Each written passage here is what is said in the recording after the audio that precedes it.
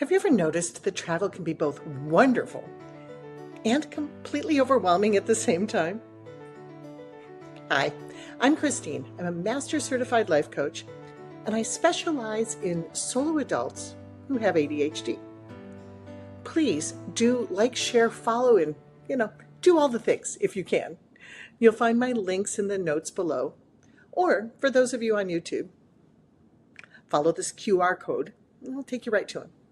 So I'm actually recording this from the middle of a solo trip. I just spent over a week in New York City, where I went to a party, stayed with a friend, and then in a hotel for a few days. And now I'm in Nashville, partly for fun. That's the first part of this week. And then I have a couple of days worth of a conference at the end of the week. And then I'll be back home in Denver.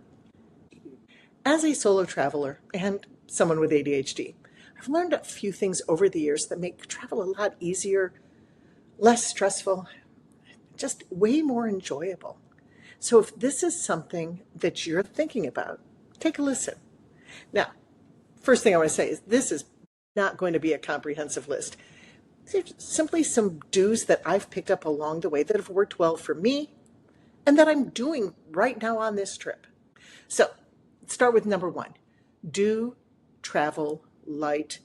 As a solo traveler, you're the one hauling your luggage upstairs, through airports, on trains.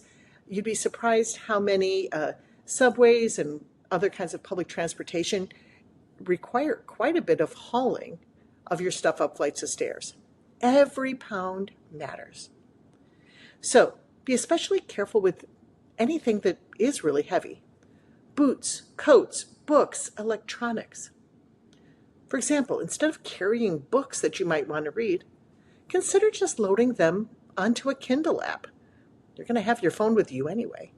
Think carefully about shoes. We're going to talk shoes more later, but how many pairs do you really need? On this trip, I have two. One pair of light, comfortable sneakers, which are my everyday, and a pair of comfortable sandals for warm days when I'm not walking quite as much. And that's it. Granted, if you're traveling in weather or have certain events, you might need a little bit more than that, but shoes are heavy and they take up a lot of space in your luggage. Do plan to do laundry. If you're going to be gone for any length of time, this trip is a full 2 weeks. I've already done laundry once. Doing laundry allows you to pack far fewer clothes. It also means you don't come home to a mountain of dirty laundry to be done before you can do anything else. If you're staying with friends, ask if you can use their washer and dryer. If you're in a hotel, look for a day when you'll be in your room for a while. Toss in a load. I'm going to do that, I think, on Wednesday morning because I've got a couple of morning meetings that I'm going to do. I do a little bit of work while I'm traveling. That's normal for me. I'm going to toss in a load, attend a meeting, do a little more work, switch it, and I'll still be done by noon and a chance for me to get out and spend the rest of the day doing fun stuff. It's one of the best travel hacks I know. Take the time to do that. Do reevaluate what you really need to have with you. Think about this. Hotels and friends' homes usually have things like shampoo, soap, hair dryers, other basic toiletries. You don't need to haul all of that with you unless you really are very particular about a product. I mean, like somebody with really curly hair, for example, might need to bring some of their own stuff, but consider using what's already available. Liquids are heavy and they take up a lot of space. If you do have to do it, bring the smallest amount you can. Plan to throw away the empty when you're done. I'll be honest, I already did this with powder. I went through one powder, I was down to the end. I bought a new one on the trip. I'm going to use that for the second half. But do make sure you have anything you really can't be without. Medications is a big one. Make sure you bring every medication you need, but again, in the smallest amount you can. Now for 2 weeks, and I actually take a lot of meds, I still brought my usual container. And I brought a couple of extras of the things that I really can't be without. I'm flying out really late on Friday night, and I want to make sure that I have enough for Saturday morning just in case. For travel within the United States, your regular pill organizer is probably fine. Nobody's probably going to ask you about your meds. However, if you are traveling over borders, you might need to be careful about regulations in other countries, especially controlled substances, like for me, Adderall.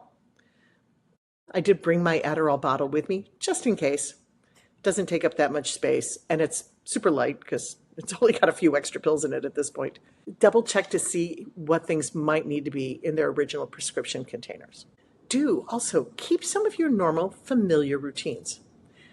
Travel is exciting and it's so much fun, but our ADHD brains, they often like some structure. My morning routine includes early morning coffee with fiber and playing some games like Wordle on my phone. And so I do that every morning. Luckily, when I was staying with my friend, she lives alone and she's used to doing similar things in the morning. I was up earlier than her, so I'd make the coffee. By the time she came out of her bedroom, the two of us talked a little bit, but also did our morning things. And then on the days that she was doing something with me, off we went.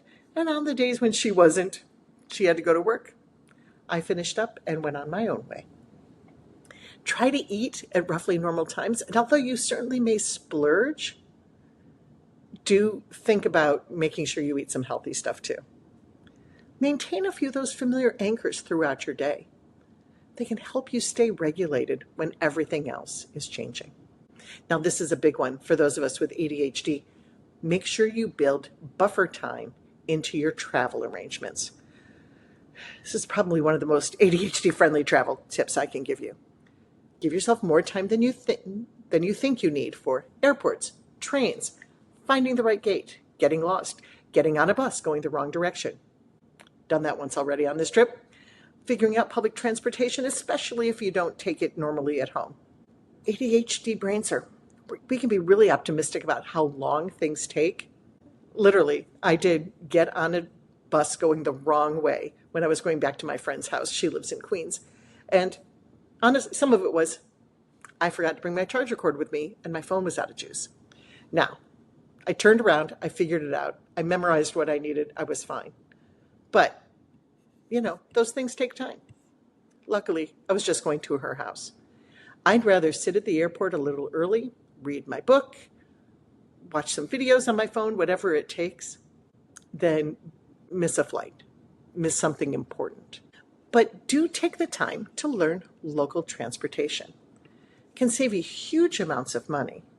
And in cities like New York, you're better off taking a bus and a subway than just cabs everywhere. Although, sometimes it's nice to splurge. Taking a minute to learn about the local system before your trip can make travel much less stressful and much more affordable. All these things are look-upable these days. Look-upable. Is that really a word? Now, let's take a minute and talk about safety. As somebody who is traveling alone, make sure that you're thinking about where you're at, what you're doing, and have some things to stay safe. I've been pretty lucky that I've really not been ripped off, but I'm really careful to not just look like a tourist all the time and do some things that make travel safer. I personally use a travel-on bag. Here's my bag. This actually is my everyday purse. I like it so much. It has a really long strap and it's really easily adjustable, which is great for somebody, especially as a woman who's a bit on the bigger side. This is still comfortable for me. It literally is not hard to wear. It's got pockets in the front. It's got pockets for water bottles, but sometimes I also stick like eyeglass cleaners and things like that in there. A pocket in the front. And if you look, there are hooks for all of these. So that if I'm in a place where I feel like things could be a little bit squinchier, I can just that easily lock it. Now, can somebody undo the lock? Yes, but it takes them a minute. And they're not going to try to do something that takes time if they can avoid it. They're going to go for the easy mark. You cannot cut into these bags. You can't snip the straps. And it's lightweight. It's not heavy at all. So I'm going to put a link to this. I get these on Amazon. This is my third bag like this. And I've been using them for well over 10 years. So they last quite a while. Like anything, they do wear out eventually. They're not super expensive. High recommend. Another thing to make sure that you have is AirTags. AirTags are a great way to keep track of things, and especially for lost luggage. So if I open up my bag, I have one in my bag, one in my purse. By the way, it lives there all the time. And I just changed the batteries in them before I left because I've had my AirTags for a while. I have one in my luggage. I have one in my messenger bag because I'm on a working trip. I have my computer with me, obviously. And so I have one in my messenger bag. And then personally, I actually have one in my car, which I don't need this trip, but I leave it there because why not? If anything happens to one of those four main things, four of them cost about $100, not bad. One other thing about safety, pockets. Women, so many of it, guys, you're like, what? Purses, pockets, what are you talking about? Think about this though. Pockets are your friend, and women's clothing doesn't always come with them. Having easy access to your phone, your broom key, other essentials like that make travel easy. One last thing on safety, do be careful about overdoing alcohol. Now, I, at this point in my life, have become a non-drinker, thanks to cancer and medications and an alcohol allergy, oddly enough. But for those of you who do, of course, a drink or two is fine. I'm currently in Tennessee. If I were drinking, I'd probably be testing out some of the local whiskey and all of that. It's kind of a thing here. But be careful about getting heavily intoxicated, especially if you're on your own, and especially if you're out and about. You want to have a couple of drinks before you go to bed, do it in your hotel room. Door's locked, you're fine. But it can really create unnecessary risks. Just be really cautious about that. Do make sure you keep all your essentials in the same place. Your hotel key, your phone, and your charger. Do carry a cord with you with either a plug-in charger and a USB end, because you're going to find, like, I wouldn't have had the issue with my phone if I'd had my USB charger with me. I didn't have USB, I had USB-C. And if I'd had USB, I could have plugged it into the back of the seat because there were plugs. There's plugs in a lot of places now. Make sure you've got your driver's license or your passport if you need it. Always put those things in the same pocket, the same purse, the same bag. When I walk into my hotel room, my hotel key always goes in a pretty obvious place. That way, you know where it is all the time. Travel has enough novelty. I don't need to play where did I put my hotel key. Now, here's a thought. Think about using delivery services when you need them. Yesterday, I realized I was running low on my daily fiber supplement. I didn't really bring enough. I usually don't use a portable version. I had some extra, but it's not enough. But when I got here to Nashville, I also realized they put me in a suite. It's really cool. And I was like, wow, I even have kitchen space, and I have a refrigerator. I could cook here if I want to. There's like enough stuff to do that. I'm not going to cook. But I realized, let me just go ahead and stock up on a handful of things so that I have them. And so I went ahead and just did a grocery order and had it delivered right here to the hotel because there's nothing really handy. And so now I have some drinks, some extra power bars because I'd finished off what I had, some fruit, a simple dinner that I had last night, and I still have some leftovers, so I've got it easy to keep around. Protein bars are great travel companions.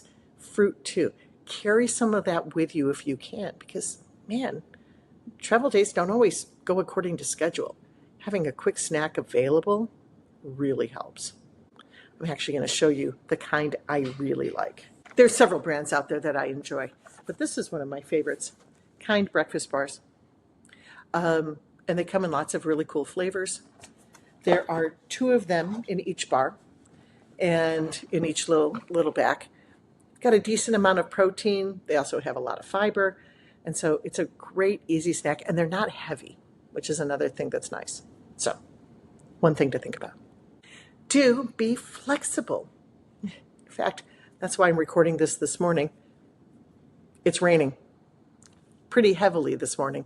My original plan was to go to a historic site. Those of you who know Nashville, Andrew Jackson's Hermitage. I'm a big presidential history person. And that's a lot of outdoor walking and a lot of outdoor sightseeing. And obviously this morning, that was not a good choice.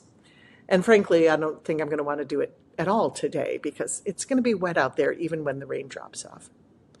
So I changed the plan.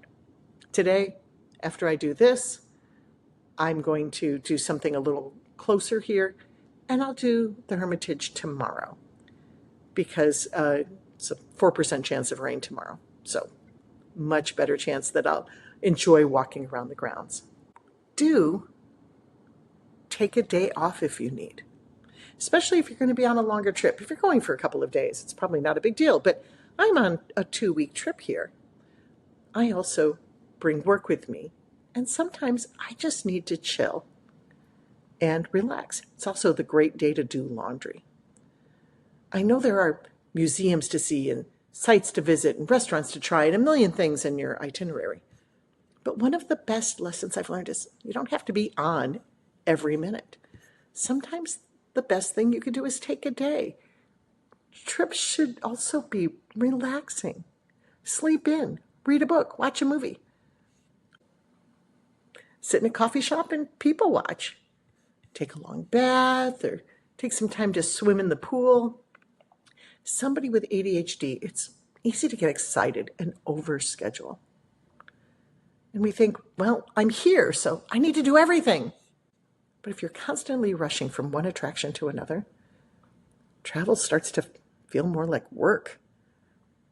And on this trip, I've had a few slow times, like this morning. I slept in, had a leisurely breakfast, putzed around a little bit on some stuff, and then I'm recording this before I ever head out.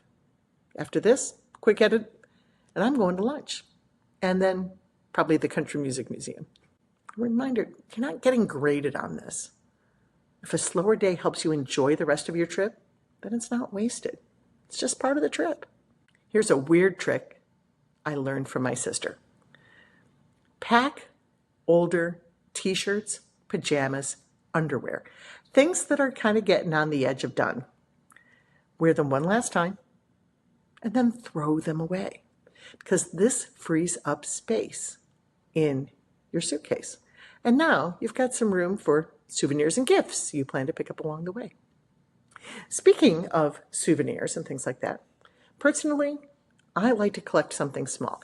If you are a collector and you have something that's bigger and heavier, consider shipping it home, especially if you're here within the States. I collect magnets and earrings. They're lightweight, they're inexpensive, they're easy to pack. And I have all my magnets arranged on, believe it at this point, 5 magnetic boards that go up and down a staircase in my house. Doesn't add a lot of weight, and it's a great way for me to remember my trips. Now, here's a controversial one, especially for you introverts out there. Do talk to people. So, you don't have to do it every time. This morning, I was really foggy waking up from a really nice, heavy, long sleep that I needed. And so, I sat by myself at breakfast and in a place where I wasn't going to get a lot of interruptions.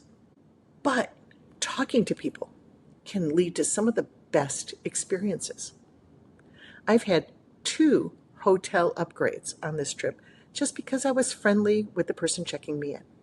I also, I'm sure this never happens, a taxi driver in New York City gave me a free ride to my hotel just because I was sitting waiting for a bus. He pulled up, do you need a cab? And I was like, nah, I'm feeling cheap. I'm just going to take the bus. And he's like, come on, you going far? And I was like, no, it's not that far at all. I was just saving my feet. And he's like, come on, I'll give you a ride. If I get a paying fare, I'll have to kick you out. I went, fair. We had a nice little chat. It was really friendly. Seriously, free ride. But here's probably my favorite one. That same night, I went to see a concert at Carnegie Hall. I recommend, by the way. I met a young man who worked there as I was standing outside before the concert. And he invited me to come find him at intermission and he let me into a members-only lounge where they had free snacks, cash bar, but free snacks, coffee, water for free. Because I mentioned that I was here in the city on my own. That wouldn't have happened if I hadn't just naturally struck up a conversation. I didn't ask, he offered. People often really want to be nice. Use your common sense, of course, but don't underestimate the kindness of strangers. Now, by the way, I want to point out the earrings that I'm wearing right now. For those of you who are on YouTube, you can see them. They're black bicycles and they're large.